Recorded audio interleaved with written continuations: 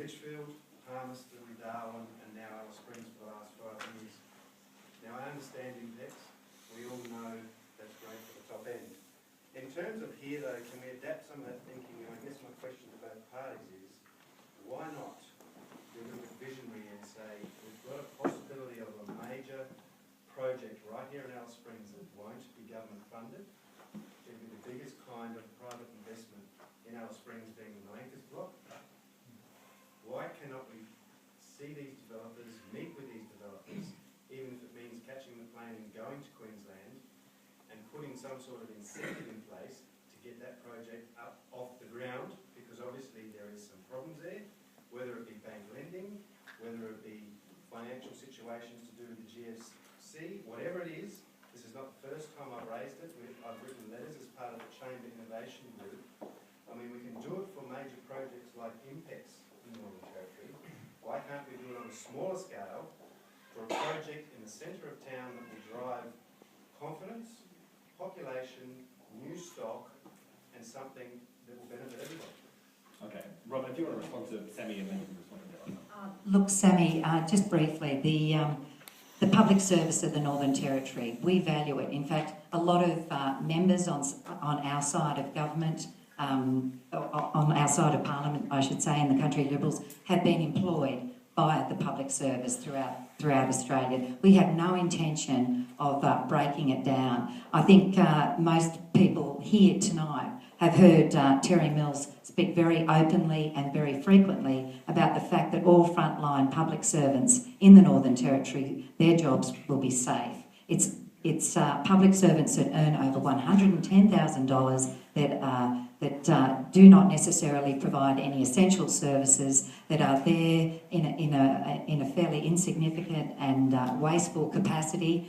Those are the jobs that we will be looking at, because this government has wasted more money than is imaginable. The current debt of the Northern Territory, we have a population of 213,000 people. It's nearing $3 billion.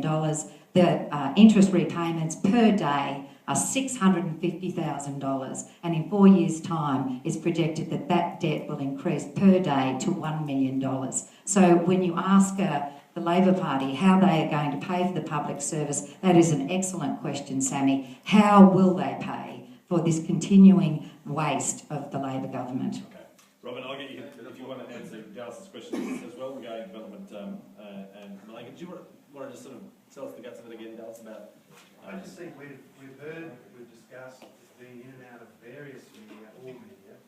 I think the old-fashioned style of, can one of whoever forms government get on a plane, go and talk to these people?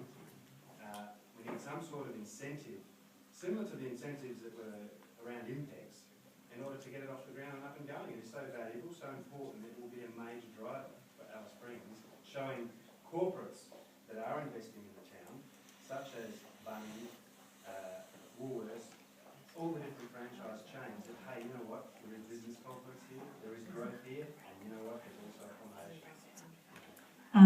Thanks, Dallas. Look, it was fascinating. Earlier this year in Parliament, the Chief Minister presented a statement, and it was called Gearing for Growth in the Northern Territory. It was a long 20-page story about how great Impex is going to be for the top end. It did not make one mention at all to anywhere south of the Berrima line. No mention whatsoever to Alice Springs. Terry Mills has been on a plane constantly for the last 6 months. He spent a lot of time with Colin Barnett over in WA trying to set up projects, joint efforts, combined sort of business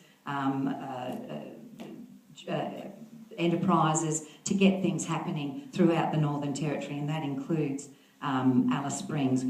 The problem with the Labor government is that they have not done anything really to stimulate the economy in Alice Springs. We've been waiting for land release, we've been waiting for things, red tape to drop so developments can happen in the CBD of Alice Springs. I think we've got over 1 hectare of vacant land just in the CBD alone.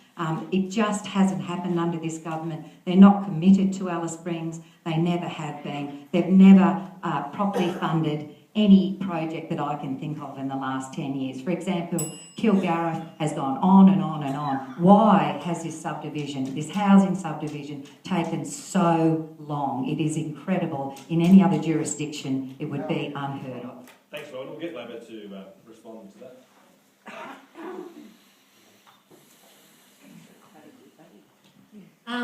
When I spoke earlier about infrastructure, I listed a number of the highlights of the programs of the Northern Territory Labor Henderson government has put here in the Northern Territory. I won't repeat those. I have a huge list here of things that are planned in the current budget, including there's the redevelopment of the Greater X building for the Alice Springs Police. There's extra work happening still in Kilgariff. There's more on Indigenous housing. There's more planned for schools. There's money for the Aralorn Arts Centre with their solar power generation project. There's ongoing work with the hospitals. There's a lot going on in Alice Springs. And having clarified that, I would like to answer Dallas's question and say, Dallas, I think that site where the Melanka block was has enormous potential. I love the idea of a development there. I'd like to see I'd like to see shops, I'd like to see cafes, I'd like to see residential stuff in there because I think that will contribute enormously to revitalising the CBD, a subject that is close to both of our hearts. I'd like to see, perhaps an element of tourist accommodation in there, depending on what the market needs are, but I'd love to see that project go ahead. It's not in Breitling. It's about 3 metres from Breitling, because that road is the divider, so it's actually in Aralorn, but I'd love to see something go ahead there, and I've taken your suggestion on board, and if elected for Breitling, I'd be very keen to get on a plane and see what we can do to get that moving. Okay, we might have about 3 more questions, and then I'm going to give each of the candidates about 30 seconds to tell us why we should vote for them. Well, do you mind if I just put another 30 seconds onto that answer from Rob? You can do that. Is that okay?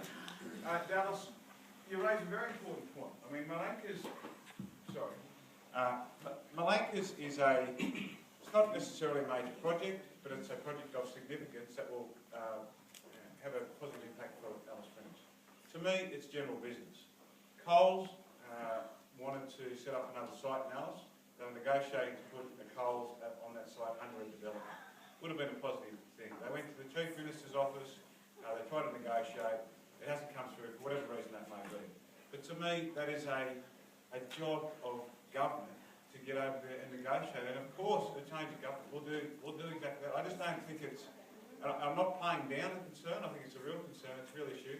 It's not a major project like Intex, but it's a project of significance, and I think that's the general business of government to do that sort of stuff. If you roll the sleeves up and do it, and by all means we'll jump over there and put in place the necessary investment incentives to make sure that project of significance is up and running.